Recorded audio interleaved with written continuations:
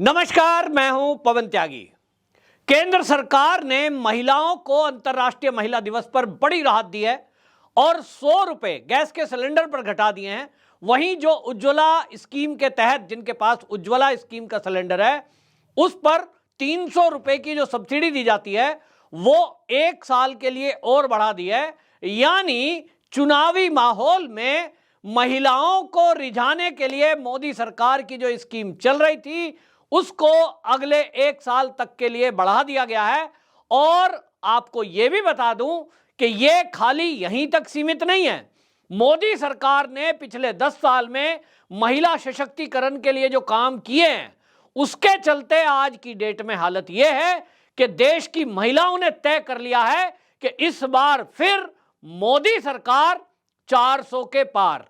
ये जो नारा है देश की महिलाएं अलग अलग हिस्सों से दे रही हैं और इसी को देखते हुए मोदी सरकार ने अंतर्राष्ट्रीय महिला दिवस के उपलक्ष्य में महिलाओं को अपनी तरफ से यह तोहफा दिया है। जाते जाते यह कहना गलत होगा कि यह वोट के लिए किया गया है, जबकि आमतौर पर हम देखते हैं 2014 के पहले का जो ट्रेंड है वो मैंने देखा है बचपन से लेकर बड़े होने तक कि जब भी कभी चुनावी साल रहा है केंद्र की सरकार एक लोभ लुभावना बजट लेकर आती है, बड़ी बड़ी स्कीमें की जाती है, बड़ी बड़ी छूट दी जाती है। लेकिन मोदी सरकार को मैं देख रहा हूं, मोदी सरकार उसके उलट है।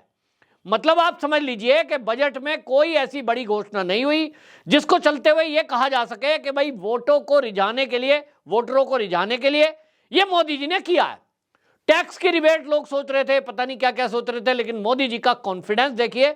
उनको लगता है कि जो हमने 10 साल में काम किए हैं जिसके कारण हम 19 में आए दोबारा चुनकर और 19 से लेकर 24 तक के अंतराल के जो काम किए हैं उसके आधार पर हम जब जनता के बीच जाएंगे तो जनता एक बार फिर से हमें अवसर देगी।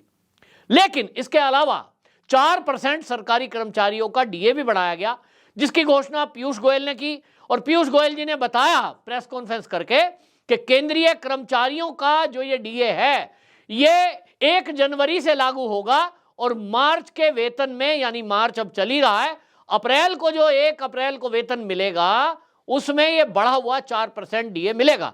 अब इसके साथ ही ये 50% हो गया है। 50% होने का मतलब है महंगाई भत्ते में अब वो जुड़ जाएगा बेसिक। और बेसिक जिन लोगों का मान लीजिए किसी का बेसिक 1 लाख है, डीए अगर मान लीजिए उस पर 40,000 है तो अब 1,40,000 बेसिक हो जाएगा, डीए हो जाएगा 0। वो कैलकुलेशन जो लगाने वाले लोग हैं वो लगाते रहेंगे। ये मैंने केवल आपको ये बताया कि केंद्रीय कर्मचारियों को भी राहत दी है, महिलाओं को भी राहत दी गई है।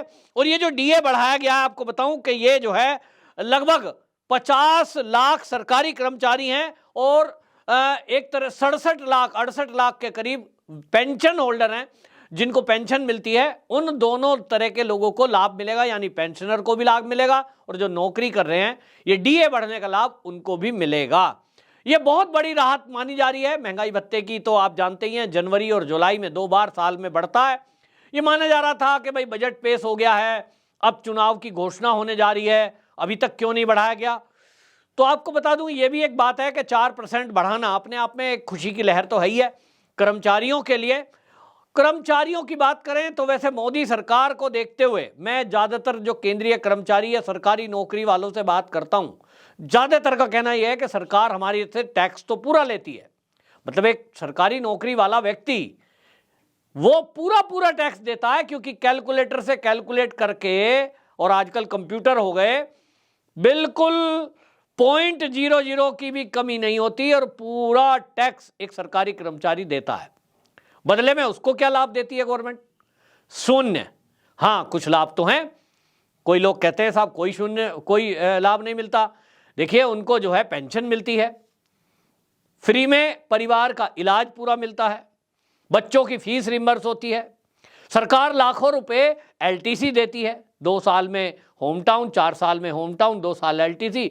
जीवन में एक सरकारी कर्मचारी को सरकार की तरफ से घूमने के लिए पैसा मिलता है और बड़ा मोटा पैसा ग्रेजुएटी के रूप में बाद में मिलता है। ये प्राइवेट में फैसिलिटी नहीं है।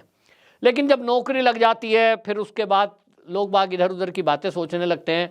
जो प्राइवेट सेक्टर में नौकरी करते हैं आजकल के बच्चे, उनसे पूछो प्राइवेट जॉब क्या होती है। जब सरकारी वाले कहते हैं ना साहब हमारे लिए तो सरकार कुछ करती ही नहीं है, भाई आप टैक्स दे रहे हो, ये बात ठीक है कि आप 30% टैक्स दे रहे हो और उसके बदले आपको ऐसी राहत चाहिए, आप सोचते हो कि हमें कुछ टैक्स में छूट में राहत मिल जाए तो हम जो है पैसे भी जोड़ पाएं और उसमें कुछ बचत हो जाए। पे स्केल, 7th पे स्केल की बात करते हैं लोग, वो बात अपने आप में अलग है। लेकिन आप अगर तुलना करेंगे प्राइवेट सेक्टर से तो आप पाएंगे कि सरकारी कर्मचारी की एक तो टेंशन नहीं है, जब मर्जी आए छुट्टी ले ले, जब मर्जी आए केवल मेडिकल लगा दे। प्राइवेट वाला व्यक्ति आप देखेंगे बीमार भी है ना तो भी कह देते हैं वर्क फ्रॉम होम करिए, छूट नहीं है। नए नए बच्चे जो इंजीनियरिंग करे हुए हैं, जिन्होंने 10-10 लाख रुपया, 15-15 लाख रुपया अपनी पढ़ाई में खर्च किया है, वो शुरुआती नौकरी तो 20 से 25 हजार की पाते हैं कई बार तो इसलिए ये जो डिफरेंस है प्राइवेट और सरकारी नौकरी का, काम करने की शैली और वेतन, इसके कारण से पहले जमाने से सरकारी नौकरी को लोग खोजते थे। सरकारी नौकरी अगर किसी की लग गई तो समझ लीजिए वो तो खुदा के बराबर हो गया, बढ़िया पत्नी मिल जाएगी, सब रिश्ते नातेदार में बड़ी सम्मान मिलता था। अरे भाई ये सरकारी नौकर है, नौकर तो नौकर ही है ना, लेकिन सरकारी नौकर है ये कह करके उसकी बड़ाई की जाती थी। आज की डेट में आप देखें, जिसको ये है कि जिसको अपने अंदर काबिलियत ना हो, कोई बुरा ना माने इस बात को मैं कह रहा हूं, काबिलियत पे भरोसा ना हो, अपने आप पे भरोसा ना हो, वो सरकारी आज भी खोजता है। जो काबिलियत रखते हैं वो प्राइवेट सेक्टर में हो या सरकारी में अपनी जगह बना ही लेते हैं। और सरकारी में तो एक ही आपको कोई चांस नहीं है जीवन भर, जो इंक्रीमेंट मिलना है, जो प्रमोशन होना वही होगा। प्राइवेट में मैंने देखा है अपनी आंखों से कि जो लोग मेहनती हैं वो स्टेप बाय स्टेप नहीं चढ़ते, वो कई बार जंप मारते हैं। एक कंपनी में उनको 25,000 मिल रहे थे, काम अच्छा किया, अनुभव आया, काम करना सीखा, नेक्स्ट में गए तो सीधा 50,000 पे। इस तरह का जंप सरकारी नौकरी में नहीं लगता। तो सरकार की नौकरियां बची कितनी हैं, नौकरियों में वैकेंसी कितनी होती है, सरकार इसलिए सोचती है सबका प्राइवेट कर दिया जाए। धीरे धीरे निजीकरण की तरफ सरकार बढ़ रही है, 24 के बाद ये सब होगा। लेकिन फिलहाल जो हमने देखा है राहत दी है, और इस पर राहत पर लेकर योगी जी ने भी मोदी सरकार को धन्यवाद दिया है। और मोदी जी का धन्यवाद करते हुए उन्होंने कहा कि देखिए महिलाओं के लिए बड़ी राहत की बात है। लेकिन इस बीच आपको एक उत्तर प्रदेश के अगर रहने वाले हैं उनके लिए जो बड़ी खबर है वो तो ये है कि योगी जी ने 13,000 मदरसे, उनकी जांच कराई उत्तर प्रदेश के सारे मदरसों की, और 13,000 मदरसे ऐसे पाए गए उत्तर प्रदेश में जो कहीं ना कहीं देश विरोधी एक्टिविटी करने वालों से संपर्क पाया गया, उनसे फंडिंग पा रहे थे, तो उन मदरसों को अवैध घोषित किया है। अब वो मदरसे बुलडोजर चलेगा, मदरसे बंद होंगे। यह अपने आप में बड़ी खबर है। और इस खबर के बाद बाबा जी का रुतबा एक बार उत्तर प्रदेश में फिर से बढ़ा है। जहां एक तरफ समाजवादी पार्टी टक्कर में है, जहां एक तरफ कांग्रेस है, उनके ऊपर एक ही लोगों का कहना है कि भैया ये तो वो हैं जिन्होंने राम के मंदिर का विरोध किया, ये वो लोग हैं इंडिया अलायंस में जिन्होंने निहत्थे कार सेवकों पर गोली चलाई। दूसरी तरफ योगी आदित्यनाथ हैं जिनके अभी तक के शासनकाल में एक भी रुपए की रिश्वत ना तो नौकरी में चलती है, न ट्रांसफर और पोस्टिंग में चलती है।